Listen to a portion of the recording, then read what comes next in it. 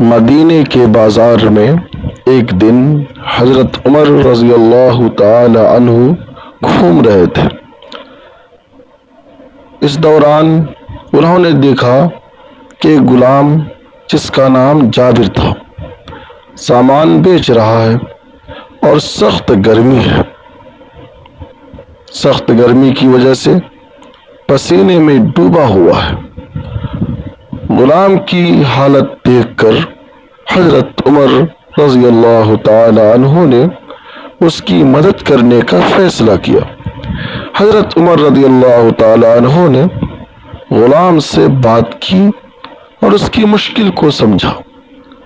غلام نے کہا کہ اس کے پاس کوئی اور ذریعہ معاش نہیں ہے اور اس کا کام ہی اس کی روزی کا ذریعہ ہے، اس لیے وہ چھٹی نہیں لے سکتا۔ حضرت عمر رضی اللہ تعالی عنہ نے غلام کی حالت کی سنجیدگی کو دیکھتے ہوئے فیصلہ کیا کہ وہ خود غلام کی مدد کریں گے۔ حضرت عمر رضی اللہ تعالی عنہ غلام کے سامان کو خود بیچنے لگے۔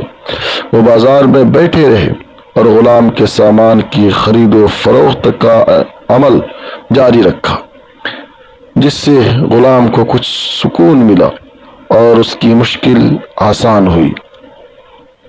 یہ واقعہ حضرت عمر رضی اللہ تعالیٰ عنہ کی انصاف پسندی اور انسانی ہمدردی کی ایک خوبصورت مثال ہے، جو ان کی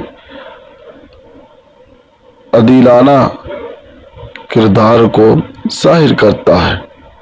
ان کی زندگی میں ایسے کئی واقعات ملتے ہیں جو ان کی عظمت اور فلاحی سوچ کو